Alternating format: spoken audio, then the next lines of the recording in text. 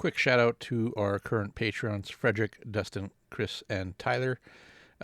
Thanks for the quick support that you guys give us. Lets us buy a coffee, maybe a beer on game days, just little extra things too, like paints. It really helps. Also, check out our affiliates, Pro Acryl Paints, Baron of Dice, and our sponsors, Pro Acryl, and also Battlebling at their Battlebling store. Check them out. Pretty cool. We'll have all the little tidbits in our description. Hello. Hey, how's it going? Very good. Very good. Good. Welcome back, everybody. Another episode of Trident Wargaming. It's been a while. I'm doing another podcast here. We're going to be talking a little bit of old world and kind of stuff that's happened in the local scene here. Today, it's been a long time, actually. We have Phil with us today, so welcome back to the show. Thank you. I'm excited to talk square bases. Yeah, square bases. So. No kidding, eh? Yeah, it's been a while. So yeah, old world is obviously upon us. Has been for a little bit now. A couple people playing the games. Communities are starting to grow. Even the local scene here as well is starting to pick up. People are starting to get their miniatures or dig out their old miniatures, one of the two. Yeah, so, or print off new ones. Exactly. We'll be talking about that. But yeah, old world. I am excited. I know Phil's been pretty pumped for it too. So yeah, very much so. I think with things happening and players getting involved with it, I believe probably the rest of the year will probably start to ramp up a bit more. So we'll see how the rest of the year goes for it. But I know I'm excited to try to finally get some games in. I got some dwarves coming, so woohoo! Short guys, never been able to play them before. Even being a short guy myself, I was joking with one of my kids about they come to watch a lot of the tournaments now, and they'll say, "Hey, Dad, what does that guy play? Hey, Dad, what does that guy? Or whose army is that?" Because they're learning a lot of the factions and the differences, between good elves, bad elves, that kind of stuff. And then our one son's like, "Dad, all dwarf players are kind of the same." And I was like, "What do you mean? What do you mean, buddy?" And he's just like, "Look at that guy," and it's just like the same stature, same like rough height within a foot, big beard, just like boisterous, kind of outgoing nature. Yeah, he's like, "Look over at that guy." It's like very similar. Look over at that guy. And then I like pull up my phone and we're looking through event pictures from an event I had been to recently, and I was just like, you know what, this team, this guy picked the dwarf guy at every time. Boom, boom, boom. Yep. Yeah, it was, and then we figured out it's the same with Skaven, same with the Ratman. They have like a type as well. That's funny. You usually pick up from a crowd. Yeah. It was I didn't realize it. Yeah, he's like, "Yeah, look at these people play elves. These people." I was like, "Wow, you just like really self-identify with an army, and you don't notice how much of you is in your army choice." Oh, for sure. I mean, I always played orcs myself, so. Oh, I love that. Yeah.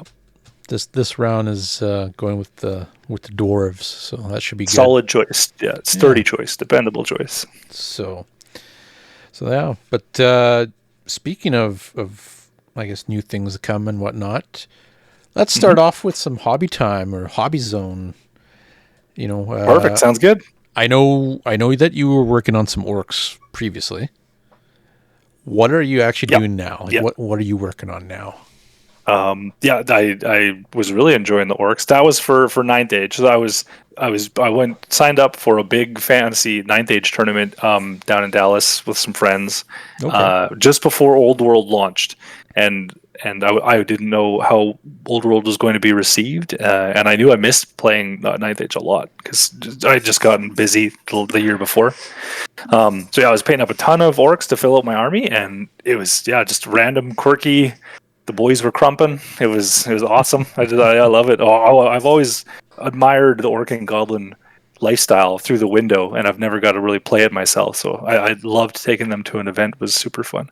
But now I'm Warriors of Chaos, I guess, are my TOW launch army. Yeah, I'm really liking them, and I'm also listening to a lot of the Gotrek and Felix audiobooks, which is like they're always throwing hands with everybody in the Warhammer environment. So they're beating up Skaven, trolls, demons. Nice. Yeah, and I'm getting a lot of inspiration because there's a lot of great chaos champions and like lords and stuff they run into there. Nice. That's awesome. Yeah, I didn't know you were doing that. That's pretty cool. I thought you're still plugging away at some more orcs or something. But I was on the fence about whether I was going to convert them all over to Old World, like the new base sizes. For anybody that's unfamiliar, old fantasy base sizes have swapped around a little bit, so now you have a lot more diversity. Kind of, I guess, stuff that used to be like a little goblin on a base are now on what the orcs used to be on. So the units look a lot more. I don't know, polished, I guess, and a little more room for like flair, and you don't have to rank them up exactly specifically like on the box so they fit beside each other, because that was the trouble. That turned me off a lot of armies in general. Was just you'd look at these beautiful black orcs or like savage orcs with big choppas everywhere, and you're like, I don't want to have to try and label the bottom of every base to know exactly where they have to stand, and then you got to pull off 11 guys, and you're just dreading it. You're like, can I just leave them all on and count how many are dead? Got to take the guy with the L-shaped left arm and put him beside the straight. Yeah, I remember the black. I remember the black orcs. I remember them. You're looking for the hunched in ones. Yeah, you're the guy in the corner. That's all I remember. You're the guy in the corner. Yeah, you're always the corner man. Yeah, exactly. Yeah, and then so those ones went up to 30 mil, and it's so much nicer. There's a lot of armies I just in my mind was like, I'm never gonna play that because I would hate trying to hobby that together, and now I'm like, oh man, there's so many dangerous choices. Everything looks good now. That was a smart move to put bigger bases, right, and whatnot. So bigger footprint, but also as a miniature painter, modeler, base aesthetic to the armies, it gives you more options to make things actually kind of pop. Like you can start putting little mushrooms on your night goblin stands. Definitely can. Yeah. That kind of thing. And then you can spend a little more time, like a little flair on a little more on your basing, like you say. And it just looks better too. Like I was looking at admiring all the dwarf armies, and they're always like little turtle shells kind of snug together like little Koopa shells. And from a distance it's hard to tell them apart. But now that they're on the bigger bases, they look so much more dynamic and like regal, kind of like with their shields and the beards in the wind and stuff. I think some of the printed ones are also scaled up a little bit too, I believe. Like I know your Highlands miniature ones, I think there's maybe options that you can buy them at either 28 or 32. Yeah, see, look at him, he fills up the whole 28 mil base there. It looks awesome. Like that's fantastic. So whereas that used to be like what 30, that's a 32 mil, I believe. Yeah, and I like that. You could spot it like from across the room. You're like, oh, look at that dwarf. Artillery. That's an organ gun on the hill. I don't even have to be close. Well, exactly. Like, and there's the point there too, is like as we're on the subject of miniatures, since we might as well continue with that. Like you said, guys are printing miniatures. Like even myself, I have miniatures that are printed for the old world of dwarves, right? Yep. I really had a struggle deciding what I was going to do. So I had a friend of mine who has a treasure hoard of dwarves, and he was like, I can sell you them kind of thing. Right. Yeah. But then I started squirreled away ones kind of. Yeah, like I'm talking like the original stuff, right? Like he's got tons of it, like a tote and a half or so, something like that, of miniatures. And I'm like, dude, I mean, what I'm going to give you is not going to be enough for what you have there if you were decide to part with it, right? So I'm like, I'm going to do the 3D print, because looking at these miniatures, I really, really like the way they look. Like, they look really good. So, going forward, seeing these miniatures, seeing guys actually printing other style miniatures as well, and people bringing back the old miniatures, and people even using and converting stuff from AOS as well, which is a little bit bigger, right? That's what I'm doing. I'm using a lot of the Slaves of Darkness Exactly, AOS ones for my and on the new base sizes, they look really good. Well, there you go, right? And like those miniatures look superb, right? They do, yeah. So having those up-to-date miniatures for this game that obviously is a little bit older, revamped, I think is something that like they really could go towards. Like there's an opportunity there. Hey, if you're going to start bringing out some new miniatures for this game, for this range, you know, let's start making them real good. Like you've got lots of talented artists out there that could redesign miniatures and stuff. It doesn't mean that guys with the old miniatures, can't play, but I think there's an opportunity there. There's a lot of guys who are printing stuff, which their armies look great regardless. And are you talking about like guys from companies like Highland Miniatures sculpt them? Like his sculpts are awesome, but like I think GW is kind of missing an opportunity. Right? 100%. Yeah. So, it feels like they're trying to hold all these plates in the kitchen, and they got their go-to meal. The family eats twice a week, 40K in one hand. You can never put that baby down. I get it. And then like Age of Sigmar, it's a Monday regular now, or one of the days it's locked in good. It's people love the models and they like the system now. They've got a great system going. And then it's like they've got Old World balanced on like a back foot behind you, like a hacky sack. And it's like we're invested because for whatever reason we brought it back, and I'm glad they did. But the distribution of their time and focus and above all models and books is severely disjunct with like launching of a new system. It is just a crazy shortage in every sense of the word. And then the community managers on a lot of their Facebook, Instagram, they're doing a great job of being hungry for content from people. Like, but show us your minis, show us your plans, show us your whatever. I keep seeing links to that. Like, what are you planning on doing? And at first I was like, I was posting what I was planning on doing because it was exciting. And now I'm all cynical. I'm just like, what? Whatever the one box I can get at the store, that's what we'll be doing.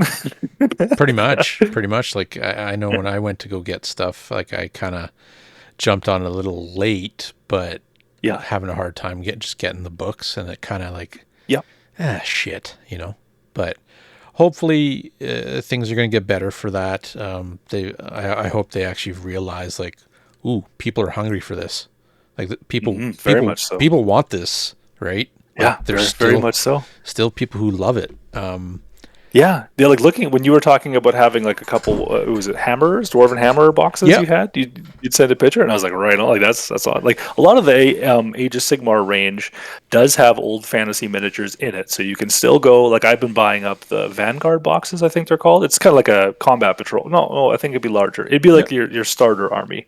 For 40K, I can't remember what the names of them are. Oh, the battle faction boxes. sets, kind of exactly, battle box. Yeah. So I've been buying AOS battle boxes because a lot of them, especially like Slaves to Darkness, the Beastman one, the Orc one, the new Swamp Orcs, like a lot of them are the exact old minis. You just don't have the bases for them. So that's been good. But there's also factions like Dwarves that are they cut the range down by about 70% and never resold that 70% after they gutted it out of like the dwarf stock list on their website. And then same with like elves. Like the wood elves just do not exist on the website. They're a wildly popular army, like super popular. And watching things go for like 4, 5, 6 times box price on like secondary sale pages, it hurts. Like I don't think I could in good conscience recommend somebody that was new to gaming to get in if they really wanted to play one of those armies, just because you knew they were going to get hosed or they're going to end up having a bad first encounter with the system. And that's why myself, I just decided to go with a 3D print. They were cheaper. They were much better looking miniatures. Like especially for the old factions. They're aged. The old miniatures are aged, right? Don't get me wrong. Love those classic miniatures, right? Those dopey looking dwarves, but. The Slayers still look good. They still look sharp. Yeah. But see, and I got Slayers on my workbench that we had gotten from Proxy Wars. So looking for 3D printed miniatures, check out Proxy Wars. I gotta go check those. I didn't know they made those. Is that like Cromlech, like similar to that kind of?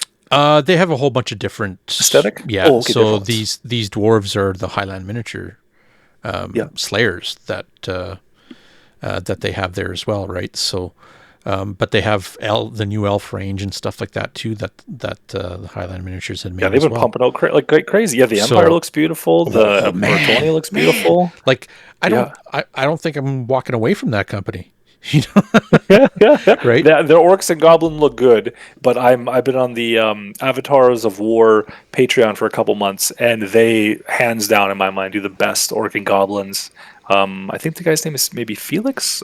Like I love how you can sign up for whether it's Highlands or Avatar War or a Lost Kingdom, you get immediate access to like their Discord, and then you get to like see the creator and the sculptors like talking with people in a lot of the channels. Like if I print and paint one of their goblins on a chariot and I post it up in the painting thread, you're getting feedback from the guy that designed it himself, and then he's just like, I love what you did with the colors on this. Like, I love what you did with the model, man. Like, well, you should do another version but have it look like this. And they're like, all right, tell you what, check back in 6 weeks and I'll pop that for you. And you're like, no way. Like I never would have thought of being able to talk to somebody from like a Games Workshop or an Infinity or like a big company like that, or like a privateer press, and like talking with the designers like very candidly, just being like, I love your stuff. Like, are we ever going to see anything like this? And they're like, hey, sneak peek photo. Like, look what we're working on. Yeah, it's such a cool concept. Yeah, it's really neat. Yeah. But you're right though. I love the availability. I think I've helped 5 people now pick out printers. Like how and like what should I get? What do I need? You need a cleaning station. You need a safe spot, kind of have it so it's not around kids or animals and stuff. And like help them pick out all the essentials and set it up and get going. And it's like they were more than ready to throw that money at armies, like at army boxes. And like guys that we had a doubles event last month, met a bunch of new faces, and I do love seeing the range of like 30 years of players now, or however long Fantasy's been around.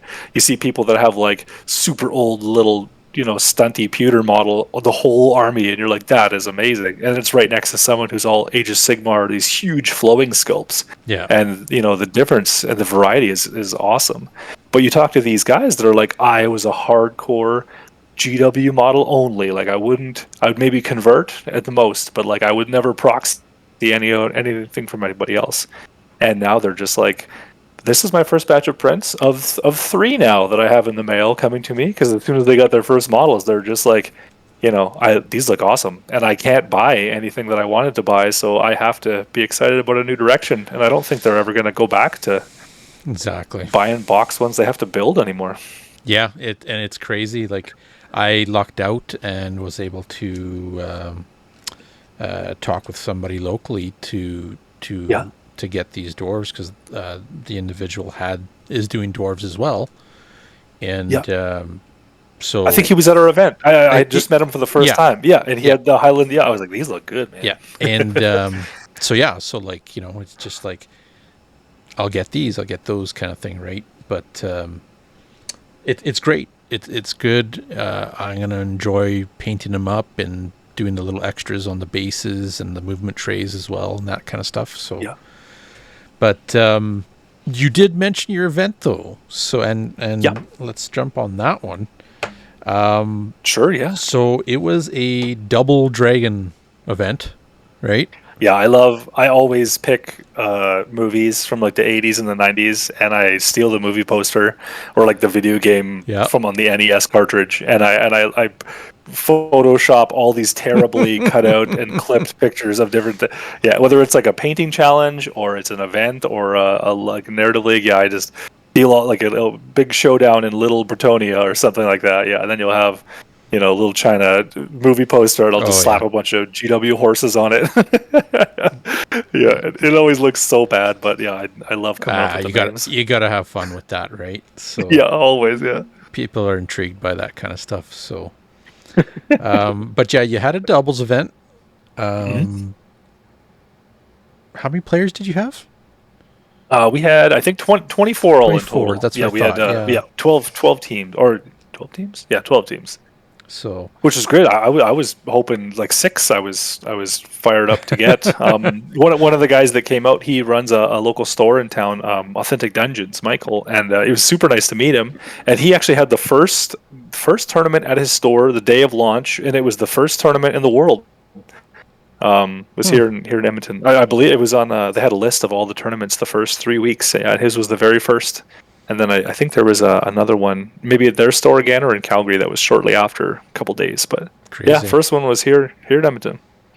Well, that's good. That's a good sign. Like, I mean, Mm-hmm. you had that. You got another one in Calgary. You hosted yours as well. Yeah, and I've got probably I think really 3. well. Yeah. Oh yeah, it was super good. I haven't hosted an event since pre-pandemic, like the pandemic. Yeah. And then it was rough getting back into them just because of liability on whether the event got shut down or the province said we couldn't. You can't congregate. What do you? How do you pay your money back to people, especially if they're not given refunds anymore? So yeah, I'm a little rusty. It was a night perfect to dip your toes back in because it was half the tables required, and plus doubles is such a laid back, fun format. Like you're winning with a buddy or you're losing with a buddy, but either way, you're doing it with a friend, so it's always more enjoyable. And there was so many new people, a bunch of people that had 1 or 2 games under their belt, a couple that had 0 under their belt, which I do not recommend as a tournament organizer. Please, people, play at least 1 game, just for your peace of mind and ours. Yeah, so many helpful people, a lot of rules inquiries. That is one thing coming from not playing 9th Age Fantasy previously, which is a community-driven fantasy that developed after 8th edition ended.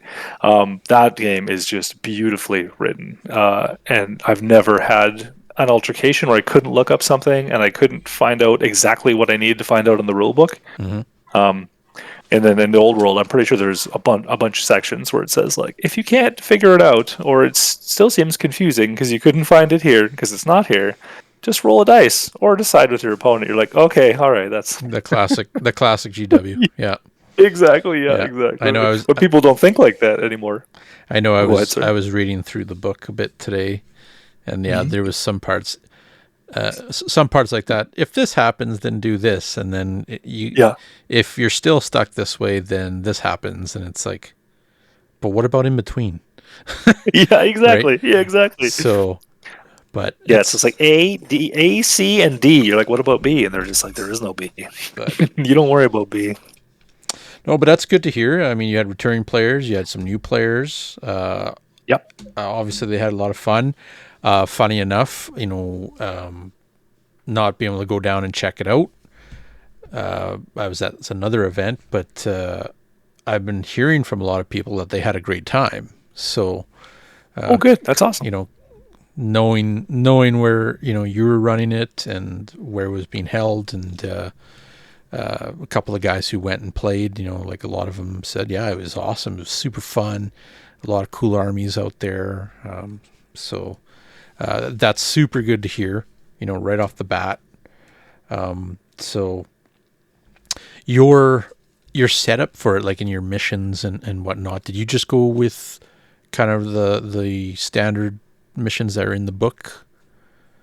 For these ones I picked 3 of the rulebook ones, and I will say the deployment is quite different. I had played the first mission, which was kind of boring. I watch a lot of YouTube bat reps on different people that have been playing the game, just because when you're making terrain and I got a bunch of kids and I'm painting, every day as like a commission painter as a side thing. It's so busy that I don't get to play nearly as much as I want to. Like I can't drive into town. I live an hour out of town on like a farm. So I'm watching a lot of games, listening to a lot of games while I'm driving and stuff. Just trying to get like more familiar with the rules, more familiar with altercations that could come up. And it is, I was kind of lost my train of thought. That's okay. So the main mission, it just feels very sterile. Like it's just pure victory points. And then as you change into the other missions, the parameters for winning and losing really don't change that much. It's very dynamic and cool differences in deployment and like the battle zones and whatnot. I like that a lot. it really shakes up. Like you can't be a one-trick pony army if you're getting random ones of those at an event. But yeah, the missions being purely on victory points, it feels pretty terrible. I think the disparity between all the teams at the end of that event, 2 of them were in the 4,000 range. The next one closest down in third was like low 3,000, and then everybody else was like 2,400 or less, and some were in like 500 points because they had just gotten stomped so many times by like really powerful overtuned things in their matches. Okay. So I think looking at things like Adepticon and Nova and other ones coming up this spring, they've switched to something that like Ninth Age used to, a format they had where it was like, a major win is 20 points, minor wins 15, draws 10, losses 5. So like your gap is a lot closer.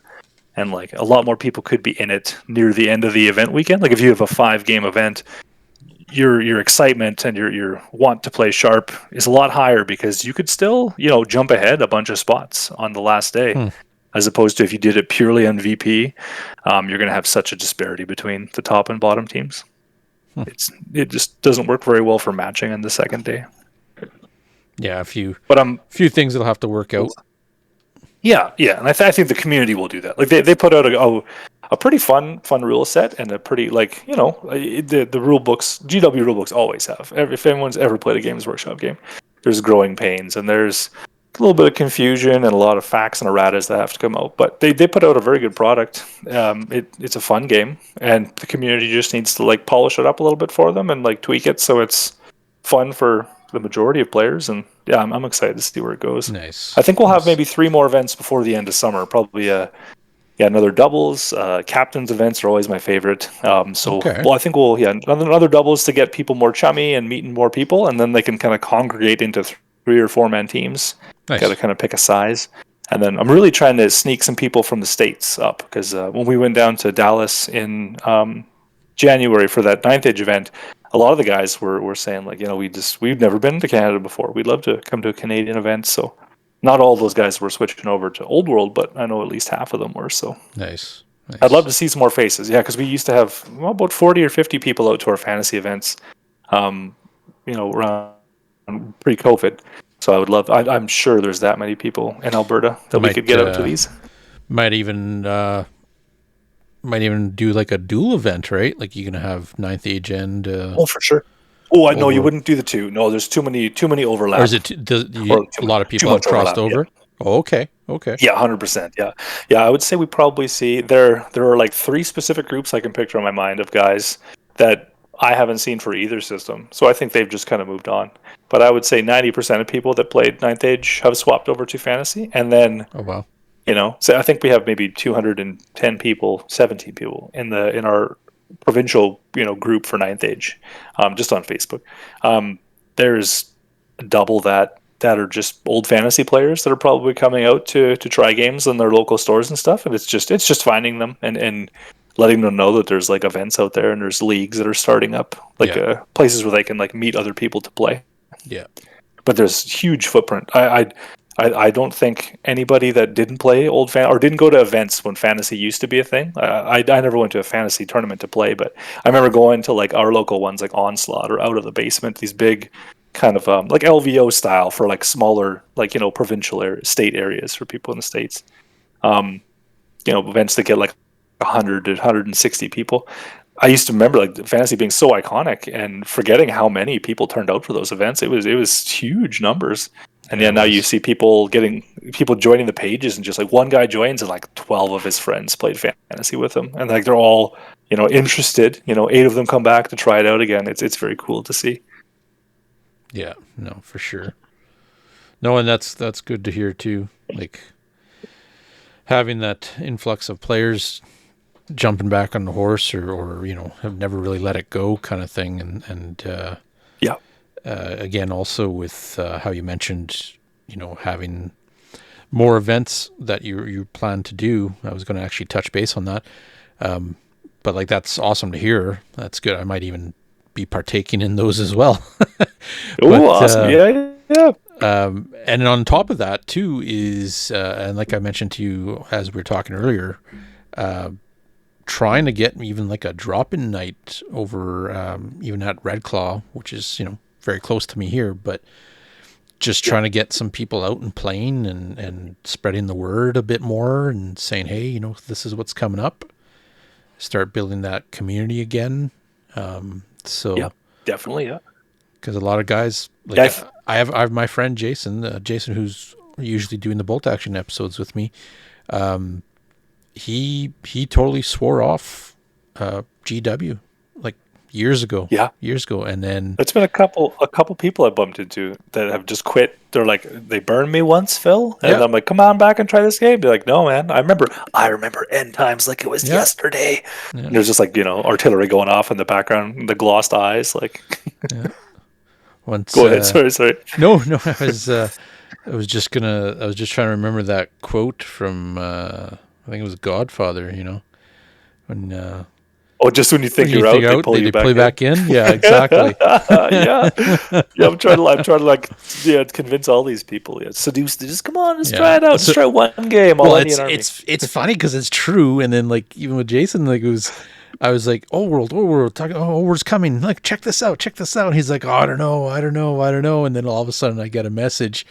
I got an orc and an empire army going. I'm like, what the? Yeah. So. Yeah. No, that's awesome. It is like, for me, one of the cornerstones of all like tabletop gaming. I remember I was in grade 7 on a school band trip to Toronto, and my family gave me way too much money in these like traveler's checks or whatever you used to have for like moving across country in the 90s, and I spent like the last couple $100 I had for food on this like 5th edition Warhammer box set at this like hole in the wall store in this little Montreal place we found, and I had no idea how to play it. Just like I was just like saw the box on the shelf and was just like, I need that. The big Bretonians stabbing into some lizardmen, and I brought it home, built them, painted them. But the first models I ever touched, like with like to do with hobbying. Painted them with a bunch of thick paint and no primer. Just looked like garbage, I'm sure. But I just loved those models. They were amazing. Yeah, so forever for me, that was that just reading through the book and the product catalog that came with it, and just imagining like, what would these look like in a store or in real life? Because they didn't really have anywhere to play where I was growing up. But yeah, you're just imagining in your head for years and years, and then you grow up and you find out like it's a real game. There's people that play it. Yeah, there's big boom for it. Oh, yeah. Pretty exciting. Yeah, I know. In my youth, I did that kind of thing where I bought the fantasy box with the Bretonians and the Lizardmen. But nobody played it. I didn't know a single person that played it. I just bought it because I thought it was cool. Right? And how old would you have been? Maybe 16, 17, 18.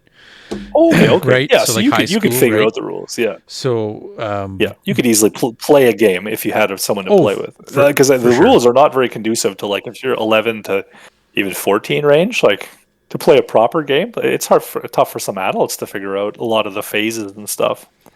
Which they have done a lot better job. Like, they have quick start guide in the back of the book, and one of my friends, Andrew, he printed off and laminated a bunch of them, like blown up in color. Nice. And it is so helpful. Yeah, like that's like GW's doing some pretty sweet moves. I've been jealous because I don't really like 40K anymore. I don't like the style that 40K plays anymore. But I love the lore, and I used to love playing it. So I'm always looking through the window in the rain, kind of just like looking at how warm and glowy it is inside the 40K household, and how much they're listening to their community for feedback on models and rules and like mission packs and stuff like that. And I miss the idea of it. Yeah, exactly. 100%. Yeah, staring off into the distance. Yeah, exactly. So I'm excited to see what they're gonna do. Yeah, with it. We just need to tackle the product and the availability that is slowly strangling what could be their most productive launch in memory for me. I don't think they could have made any more money on a system than, like, they've got 16 armies or something for fantasy. They cut down a lot to start the old world. I think it's 7 or 8, maybe 9. Yeah. I think 4 bad guys, 5 good guys, something like that.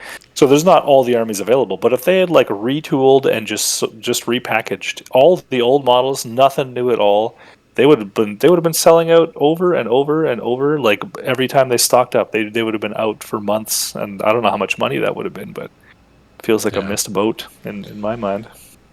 No, for sure. Feelings mutual. I bought a couple extra army boxes just in case people here couldn't get them, and one armies that I had thought about, I'm eventually going to want it to do, and I ended up just reselling them to people at like the same discounted price I got them for, and immediately, like every time I would put one up, like boom, 15 people. Yeah. Usually, if it was like one of the big sets, and they're just like, "Hey, I'll pay full asking, but I'll even pay over if you can guarantee that it's going to me." And you're like, "Woof!" Like. Because the web store is always out. I'd post up a sale on a Monday. I think I got down to my last box, and it was like just under retail, just under. And someone would be like, "Hey, they lowball you a little bit, as people do on the internet buying stuff." And then you refresh on the GW page, and it was it was in stock this morning. Now it's not in stock. So I would just take a screenshot and send it to them. Be like, "Nope, asking this is the price." Sorry. Yeah. That's kind of how it is now. Like even with other regular stock too. Like you can go and look on their site, and it's like they're out. Do you find the same with like Space Marines? Like usually they kept up with that. A lot of 40K stuff as well. I've noticed too. Okay. And it's been an ongoing trend. I don't know exactly what's going on, but I've seen it. Like it's like, oh, Space Marine tanks, you can't get them because they're always sold out, right? So. Oh, okay. Like the Primaris tanks and stuff, right? But yeah. So whatever issues they're having there, I couldn't tell you, but hopefully I'd love to see in the future if they release some info of like this is why we were short for a whole year on everything. So it's kind of up in the air for that, but players are still getting stuff, and they're still going out there building their armies, painting them up, playing them. Which is quite the determination for players. I never want to sound too negative. It's not. I never try to be negative. It's just like I love it. I love the game. I'm so excited about it. I just want to like be able to introduce people to it. I wish there's something I could do to help, but I know it'll be just fine. Like long term. It's just trying to share that excitement, but like temper people's expectations with like you're gonna have to wait a little bit just to get these items. The books is the tough part. People not being able to get books and stuff is a little bit tough to just. You want to sit on your couch and read, or late at night you want to theorize your army building and stuff. But all the stuff they have been putting out is looking awesome, so I'm super excited for their next couple sets. I know I've been very tempted by the Tomb Kings.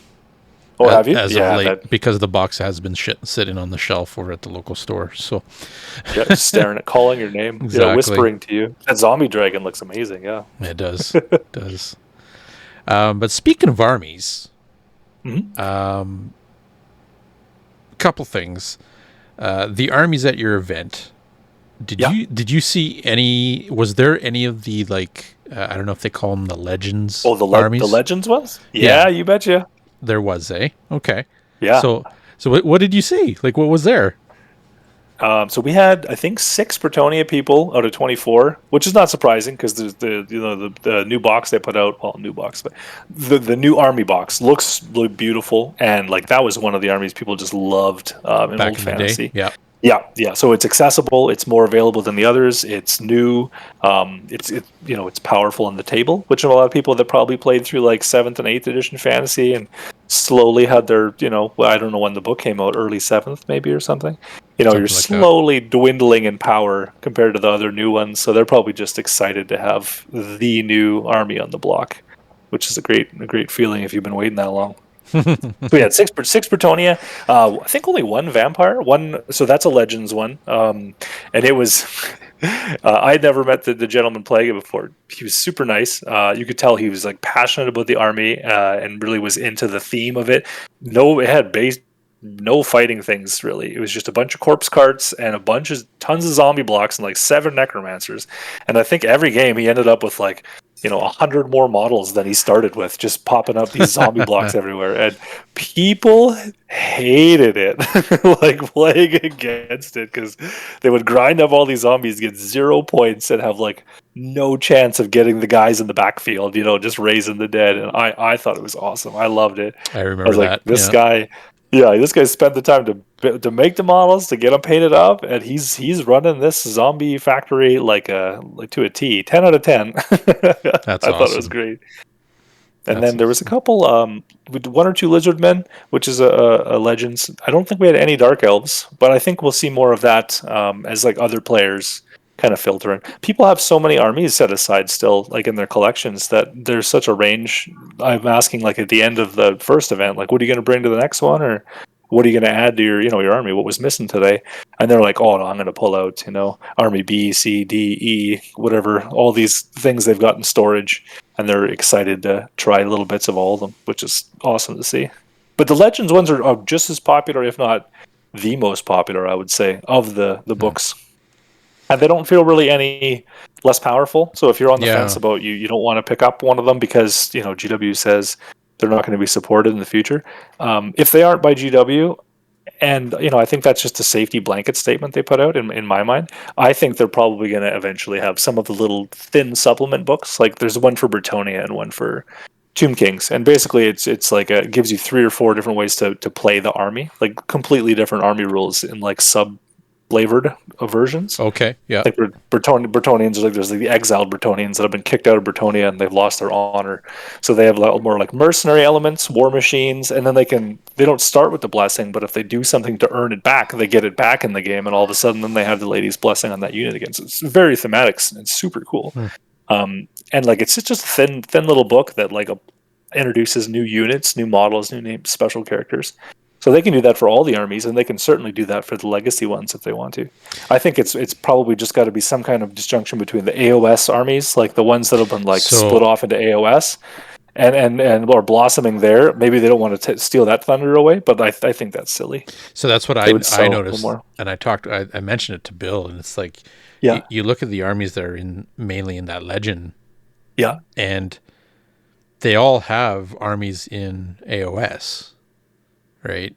yeah, or multiple armies now. They might have branched into 5 or 6. Yeah, you've got Skaven, you got the ogres, you got lizardmen, you got the vampires, right? yeah. So dark elves really aren't so much in AOS anymore. Yeah, it's the daughters of Cain, But that's or whatever. the witches, like that's the witch cult, Yes, pretty much, right? Yeah. So you have, and then like the them, snake people, they've kind of the diversified Nagas, there. yeah. Yeah. So you got them there, right? And it's funny because it's like, well, you literally could have just taken a lot of the models they already have.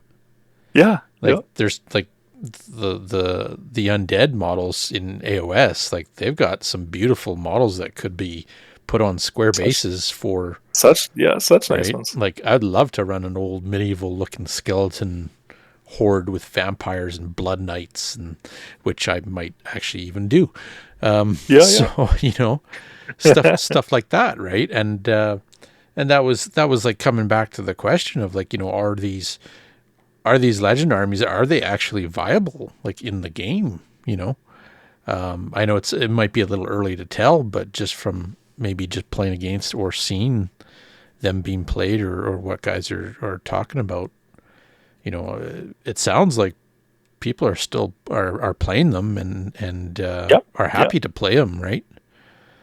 Yeah, I would say probably I could look at like the statistics from like once we have our next event, it'd be a good compilation of win-loss over a bunch of armies. But like there's a couple we didn't see, and then the ones that were overrepresented. But I would say the Skaven won more than they lost.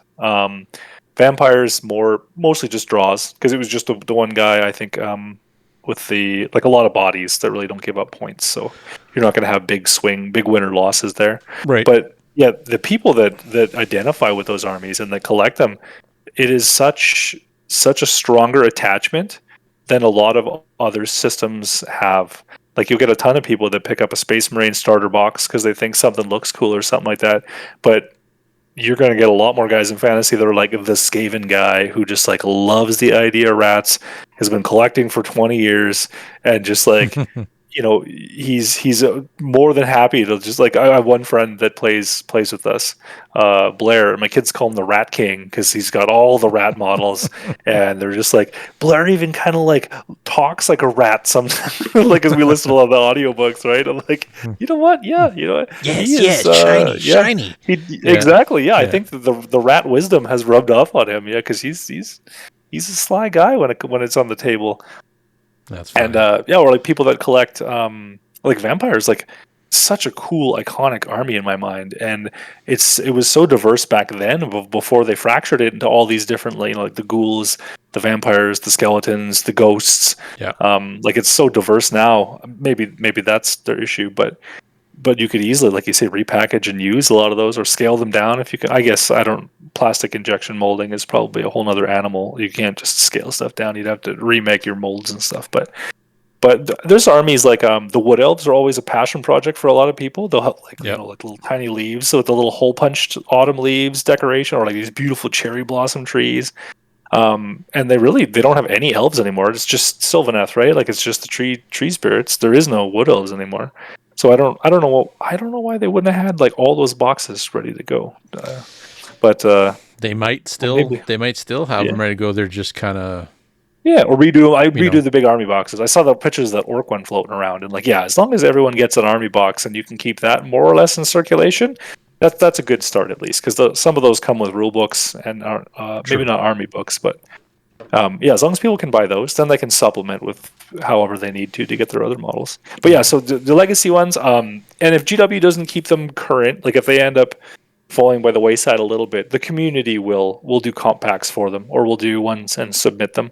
And then the tournaments, the largest tournaments that we would play as North American players are not beholden so much to GW, so they can say like, we're gonna have legacy armies and we're gonna support them, whereas GW says flatly, on their own literature, we do not support them. Like they are not going to be updated. They're not tournament legal at our events. The big events that people actually play in, because like what's a GW event, like Warhammer World or Nottingham, like whatever self-hosted one they host, nobody really goes to those. So but any of the ones like Adepticon or LVO or Nova, they'll have their own packs and they'll allow those armies, and people can submit compilations, I guess, or what would you call like an update to something?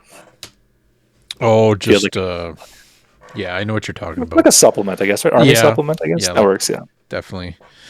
And you never know, that's what GW's saying right now, but they really can go back on what they've said and be like, you know what? Oh yeah. Hey, 100%. we are doing it. So if you make it, they will come. Like if you put out a whole vampire book and 2 extra models and then the kits, everybody will buy that. Oh, sorry. No, it's all good. No, I think with that too, in saying that, it might have shown that there was such an explosion for the old world again, that I think maybe GW is kind of obviously caught with their pants down, not realizing the full force of what they're unleashing.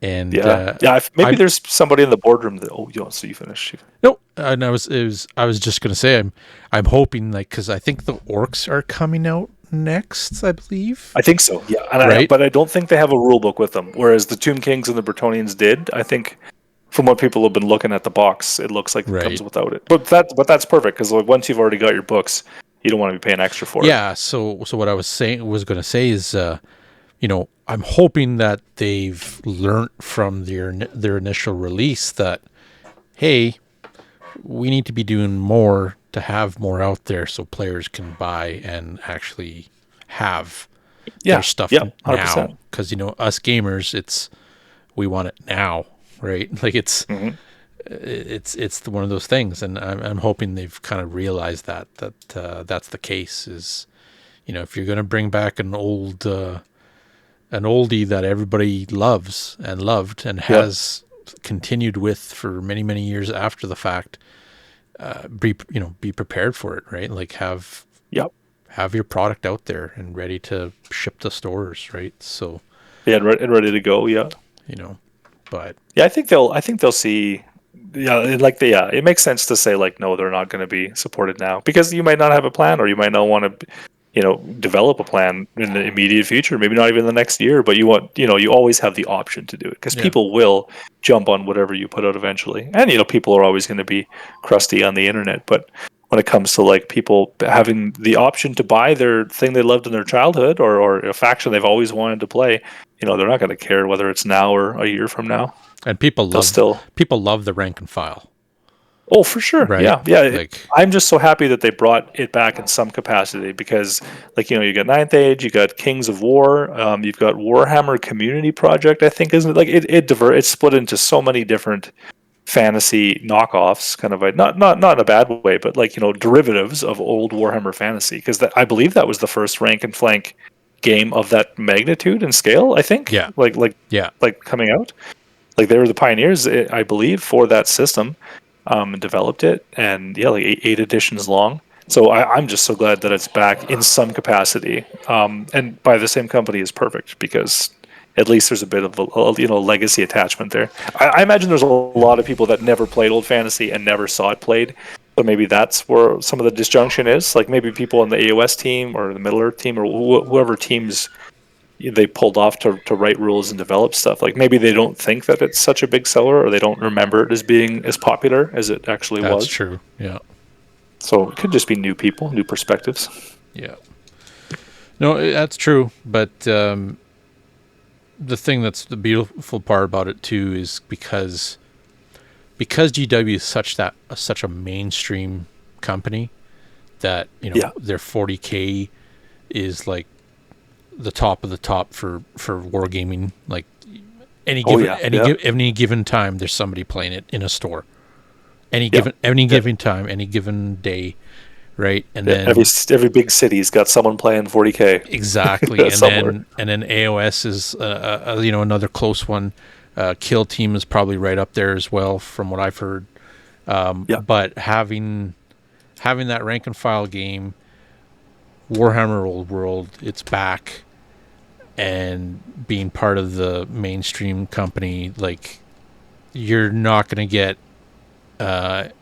anything bigger or better than that, right? Like if there's a company that's going to push it, like GW is the company to push it, right? Like 100%. Yeah, they've got so much stuff that they can do with it and going for it with them that all they have to do is like start assigning more, people to it or whatever to it, resources to 100%. It, and it'll blow up. So I don't think there's a bigger game that could disappear for a while and come back and be as big. Like 40K maybe would be the one that could surpass them. But like I'm thinking like Privateer Press has just died in all the stores that I frequent. I don't see players, I don't see product, I don't see anything. Like it just seems like it dried up like a tumbleweed just out of here. But like if that came back big and strong, like that would be cool, but it wouldn't be anywhere near the same scale as like fantasy coming back in if all went well in all its glory. It would have been huge. I do love the idea of getting into the new system like in the first year, even like people are like, oh, it's a month or two, like am I too late? I'm like, no, it's gonna be it feels like a secondary game for GW, which is fine. I don't mind the constant FAQ and errata and updates, and the 40K has like that. That's a little hard for a guy of my gaming time to keep up with. So it's perfect for me if it's a bit of a specialist game for them, and it's half or a quarter of the pace even when it comes to tweaks and stuff. Like that just means the community's doing it. We're doing it ourselves, and it's 2 thumbs up for me. But I love the getting in fresh with so many people, and just seeing where they started their fantasy journey. So like I'm reading posts on the big Facebook groups, and someone's saying this insane question. This makes zero sense. Just so if I'm fighting, if my my goblins are fighting against these elves, and we're both right up against each other, can I just like walk away? Like I have movement this much. I have 4-inch move? Can I just move away from the combat if I don't want to fight it anymore?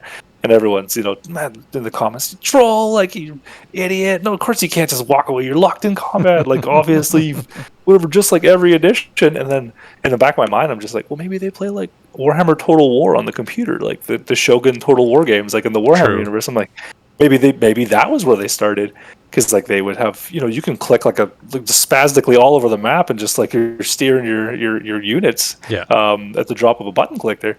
And then so I went back to that thread later that day, and yeah, like two comments saying, he's like, oh, I just played Total War on the computer. He's like, at any time you can just like change direction, change whatever inputs. And then everyone's like, oh, well, okay, yeah, sorry we got mad. That makes total sense. And then someone else from Age of Sigmar, they're like, hey, are those the Age of Sigmar models that people have rebased there? And everyone's jumping down their throat. How dare you? They were in fantasy first. And I'm like, yeah, no, I get it. Like, people would be upset, but I'm like, yeah, they started their fantasy journey in Age of Sigmar, like using the IP brought into a different game. And then you got the guys that were just like these weird little stunted things on the table. I'm like, what's this little mushroom guy? Oh, that's a bloodthirster of corn. I'm like, whoa, time has not been nice to this pewter little winged monster. Yeah, no, that's true. It's very true. That's funny. Yeah. Yeah, so no matter what capacity it comes back, and I'm just happy to see it back, and I'm realizing more and more that it is my game. It is my system and my people and my speed of the game. That's awesome. The layout on the table looks great. I love the granular. If people ever talk to me about 40K, they're like, oh, that Phil guy, he hates new 40K and how you could buy. Everything is premium. You don't have to choose you just take the best of whatever and it's free and you get all the upgrades. He hates that because that's probably all I ever talk about when people bring it up. But yeah, so I love the granularity is back, man. It's like, if I take halberds on this squad, then I can't afford this magic item on my sorcerer and I need it. So I'm going to have to cut down this unit by this much or make them, percentile less effective by taking away a rule. I love that. It makes me feel like a real general on the table. Well, whatever reason. That's what we came up with. Like that's what we grew up with. Like 40K and Warhammer Fantasy. You built your army. Like you equipped your character. You took halberds instead of sword and shields. This and that, and it costed 4 extra points per guy. And or like a melt-a-bomb on a sergeant or something, right? Like now he's tank kill viable. This guy, he can do it. That was army building first. That was pen and paper. That was you would make your character like he's gonna have a power sword and a power fist as well. And you have the model pictured in your head too. Yeah, I can use this model, and then you convert it or whatever, right? Yeah. But yeah, like you said, now it's just like it's a template. And it is, yeah. And this is the template because this is in the codex. This is what we sell. That's that unit. Yeah. Okay. Yeah, this comes in the kit. Yeah. Hey, that's great for fast play. That's great for their system. It works for their 40K system. But I do miss the army building specific. Yeah, I miss the concessions you'd have to make on the fly. Now it's just like I see people asking all the time in like the groups that I'm still in the groups, but I just don't participate. What reason would I ever take 4 missile launchers instead of 4 las cannons in a dev squad? And then the first answer, why would you take a dev squad anyway? This is the best thing, and you should always take this thing. And they're like, but if you had to, then you should always take, las cannons because of whatever reason. And then it's just like, well, yeah, but before it would be like, you didn't have the points for las cannons. You only had enough for missile launchers or I can't remember what are the other options. Yeah, plasma cannon, las cannon, heavy bolters, or heavy bolters. There you go. Yeah, the one that nobody ever seemed to take. Yeah. And talking about old army building, I really miss was it Army Builder? It was like on my PC. Oh, that was when I started 40K with this program I think called Army Builder. Made by like Power Wolf or something like that. Yeah, it was a wolf something. Wolf, yeah, exactly. Lone Wolf. Yeah, exactly. Yeah. Wow, I remember that. I loved. I would put some music on, and I would sit there for hours. Yeah, that was like the first digital, actual army builder program that ever came out. Oh, was it? Okay. Like way back when, that I know of, at least. But But that was like a long time ago. Oh yeah, it was almost 20 years ago. Because I know people on videos on YouTube, like the earliest videos I watched, it was just pen and paper all the time. People writing out like troops, elite, heavy support, whatever. For Ninth Age, I got into New Recruit, and I see that it's being used by a fair amount of systems. So with Battlescribe seeming to kind of implode and not really be supported anymore, that's what I was following along with on the internet. So Battlescribe seemed kind of down and out when 10th edition dropped, and people were swapping to other 40k apps, I think. But for fantasy, we generally use either New Recruit, which is you have to go to their website and get it off. You can download it as an app, but you have to do it off of their web front. And it's a fantastic system. I pay I don't know, a couple dollars I think to unlock it permanently, and then that way it has all of the army books rules in it, so I can load up my army, export it in like their pretty format, and it has like every single special rule for the rule book and my army book, and I don't have to take them with me if I don't want to. But yeah, you can get it for free as well. And then oldworldarmybuilder.com I think is the other one, and I believe that's like a free hosted one. And it's very popular as well. The reason I like New Recruit so much is because as a tournament organizer, it's kind of like BCP, I think, like is it Best or Beast Coast pairings? Best Coast pairings. Best Coast pairings, okay. Yeah. Kind of like that, where like you can log your events before it happens, and then people can sign up under their team, and they can submit their army lists, and it's up there publicly, and you can set a date like I believe you can. Army lists available after Monday, whatever the 12th. And so Monday comes around and all of a sudden, like everybody can see everybody's assigned army list underneath their name. So if you're doing a team event or something, you can click on the team and it'll break down the different factions for that team and then all their individual lists. And you can just pull it up on your phone. It's such a fantastic app in that regard. And you can submit scores, like at the event we were at in the States.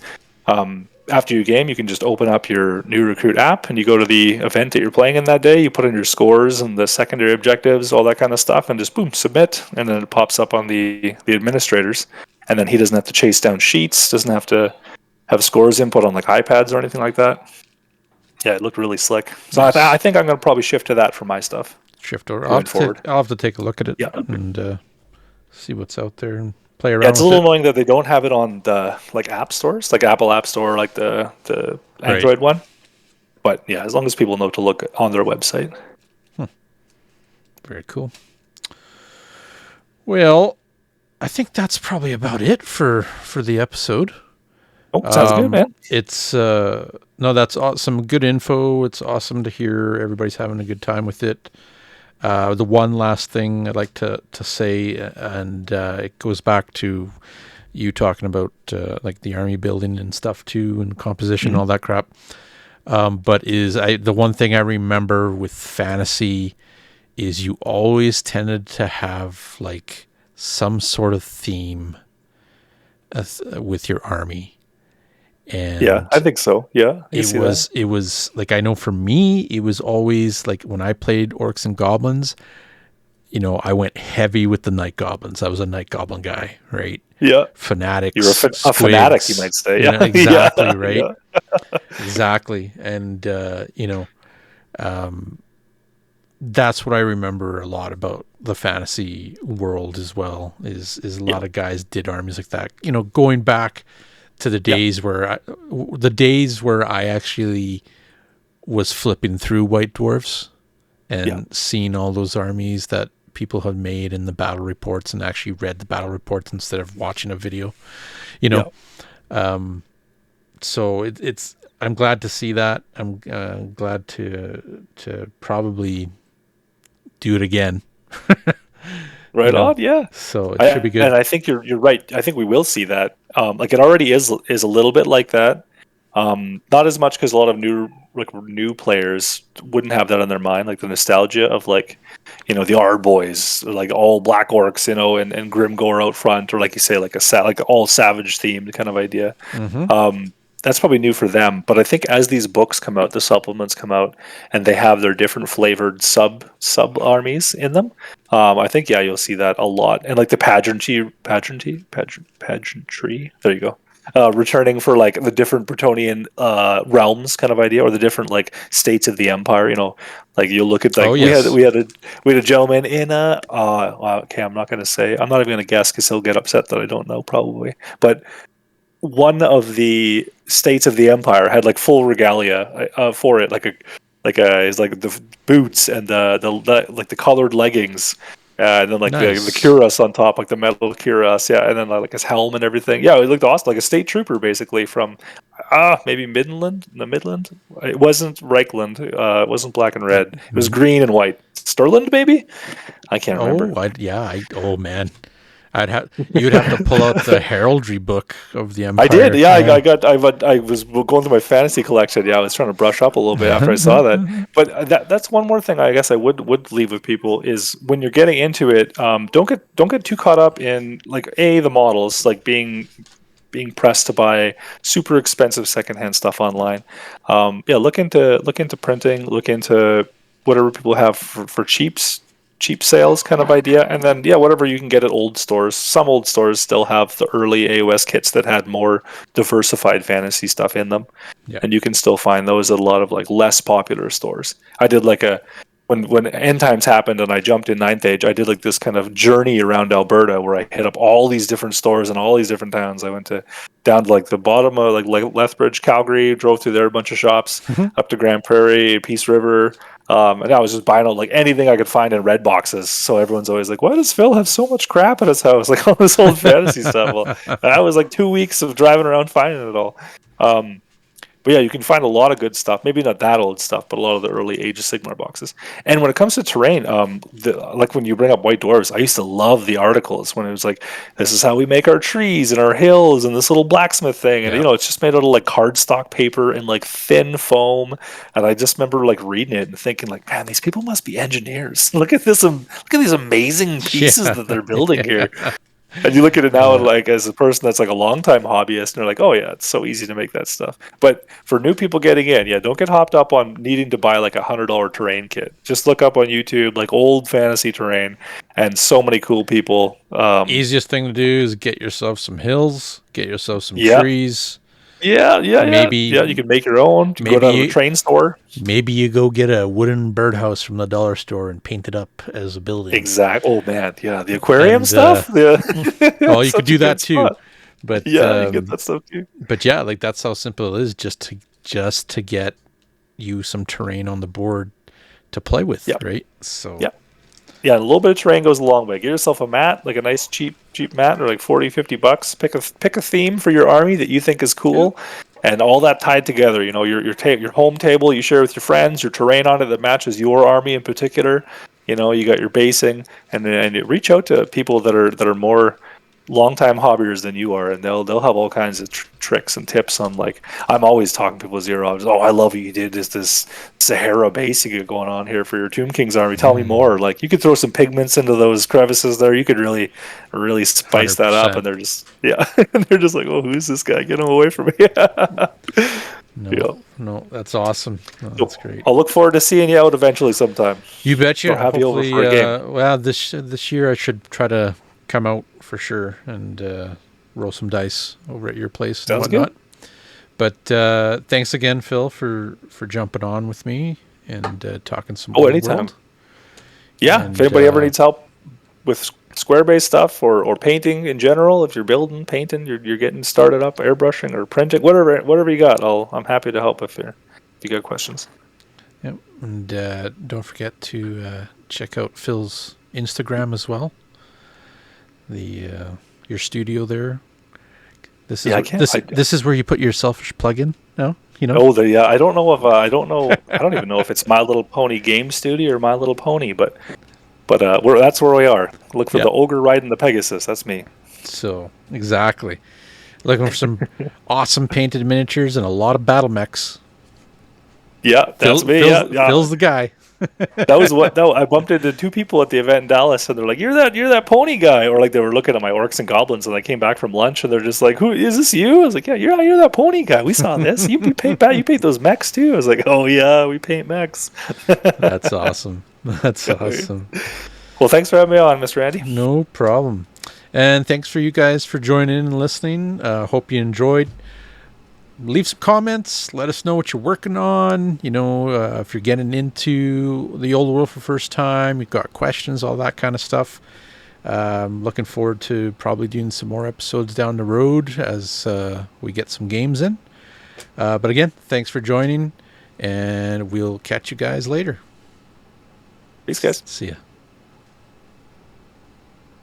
Did you plug the Patreon? We need to plug the Patreon.